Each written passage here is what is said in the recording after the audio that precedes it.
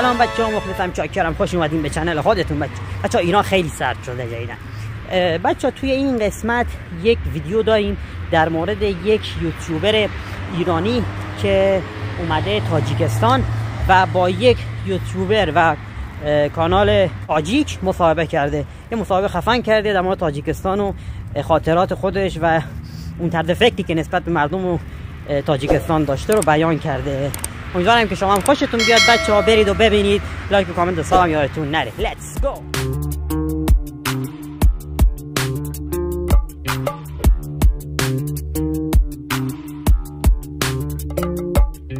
دنیا خیلی خوشحالم که در تاجیکستان حضور دارم، در دوشنبه زیبا و مدرن در خدمت شما هستم. خب بار دیگر خوش آمدید. زیبا و مدرن. مدت خطا نکنیم 3 روز شد که در آره ما 21 آپریل اومدیم، امروز فکر کنم 24مه پنجشنبه. آره 3 روز تقریبا میشه. خوب گویم شهر دوشنبه چه خیلی باد و هوا طبیعت به شما پسند اومد؟ من از دور خیلی دیدم دوشنبه رو، حالا شهرهای دیگه تاجیکستان رو، ولی از نزدیک یه شکوه دیگه ای داره. خودم اون چیزی که توجهمو جلب کرد اون حالا شیک و مدرن بودن خیابون. شیک و مدرن بودن خیابونا، ساختمون ها، ماشین ها، اون تر و تمیز بودن همه چی و مردم هم که دیگه خیلی لطف داشتن، به ما محبت کردن دیگه. آوازه این پیچیده شده بین همه دنیا، فکر کنم مردم تاجیکستان مهربان و مهمان نوازن. به من که تو این 3 روز خیلی خوش گذشته واقعا.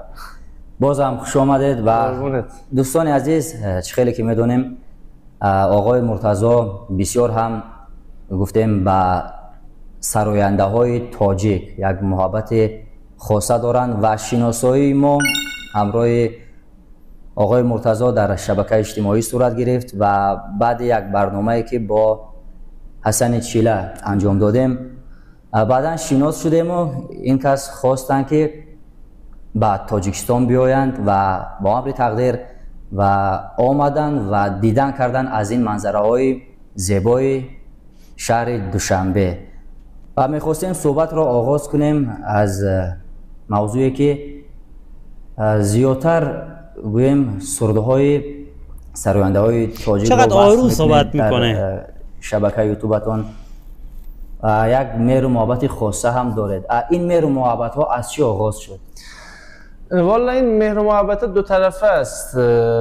من یادم زمانی که یوتیوب رو شروع کردم به آهنگ های حالا متفرقه ریاکشن میرفتم و یکی از بچه‌های تاجیکستان اتفاقی اومد زیر کامنت ها یه لینکی گذاشت واسه من و من اتفاقی دیدم یه دونه آهنگو، یادم نمیاد دقیقاً کدوم آهنگ، ولی فکر کنم از آقای مبارز و خانم مدینه بود. از اونجا اصلا دیدم که اصلا آهنگ های فارسی در تاجیکستان چقدر زیاده و زبون مردم تاجیکستان فارسی. خیلی علاقه‌مند شدم که بیام.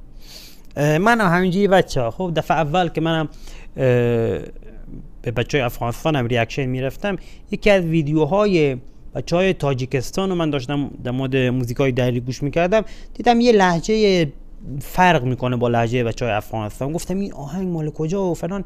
بعد دیدم که اسمشو سرچ کردم، نوشته تاجیک، خواننده تاجیک.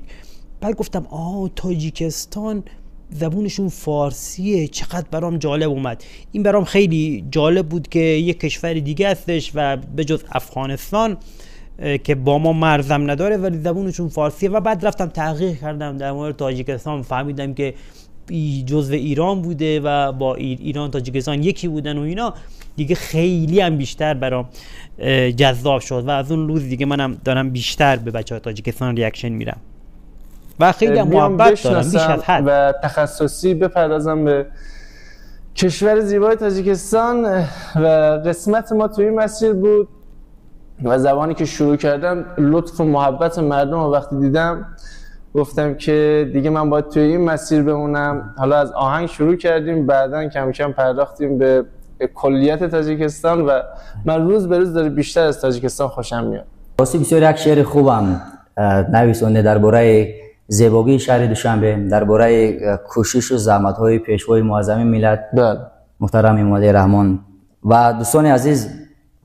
راستی امروزها هر یک مهمانی که وارد شهر دوشنبه می شود گویم از دیدن این منظره هایی که در وطن ما هستند، این زیبایی که در شهر دوشنبه هستند راستی حلاوت میبرند. پس باید ما افتخار کنیم از این وطن، گویم از این مردم، از این سرزمین خوش و از این رئیس جمهور. واقعا تلاش های ایشونه. من میبینم خیلی مردم رئیس جمهور تاجیکستان رو دوست دارن، واقعا دلی و واقعا زحمت زیادی میکشن، مخصوصا برای زبان فارسی که زنده نگه داشته بشه همیشه.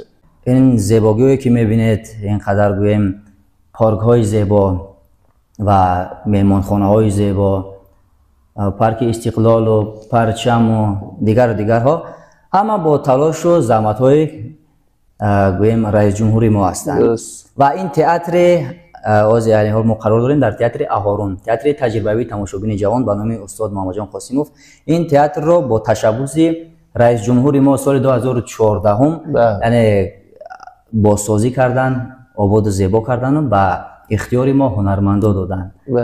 واقعا مشخصه که به هنر، به حالا فرهنگ خیلی اهمیت داده میشه در خود تاجیکستان و این باعث افتخاره برای من به شخصه، برای من فارسی زبان. بله آباد باشید. و مهر و محبت خاصه مردم بود که باز هم زیادتر گویم محبت شما به سراینده های تاجیک زیاد گشت. و مدت 3 روزه که گویم در شهر دوشنبه هستید، از کدام مناطق های شهر دوشنبه دیدن کردید؟ قبل از اینکه بپردازیم به این مسئله که حالا ما ورود کردیم به تاجیکستان، من میخواستم یک تشکر ویژه کنم.